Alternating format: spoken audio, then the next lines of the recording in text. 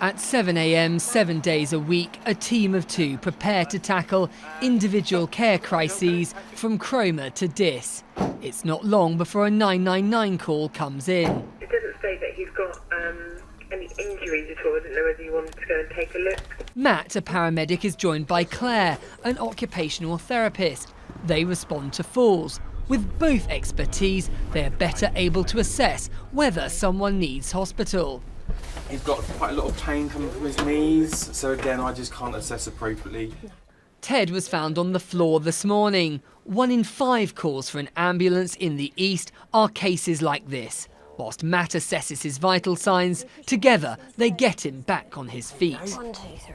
He doesn't need hospital, but having Claire there means she can put extra care in place to prevent him coming to harm again. What we've been able to do is to put an equipment order in today for the rail on the bed, and also put a referral through for the fall sensor, which will enable the carers to know whether he's fallen again. So those things wouldn't have happened had it been 2 paramedics. The time that we would normally take on scene is time that a frontline ambulance would be on scene.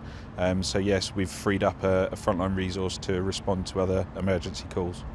The ambulance service says for every £1 spent on this scheme, they have saved the NHS nearly 10. They've been able to treat 75% of fall patients in their homes. For a regular ambulance crew, it's 40%, with the majority going to hospital. We know as winter approaches that more and more people are being taken into hospital having had a fall, and quite often they don't need to be there.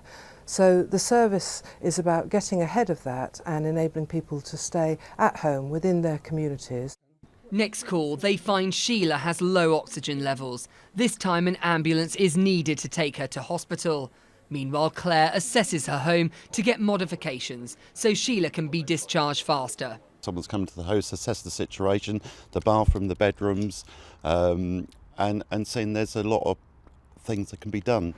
Well, there's another one of these that's been launched this week in the Great Yarmouth and Waveney area, and there's hopes to have 2 more vehicles which could see them turning up rather than the traditional ambulances more often.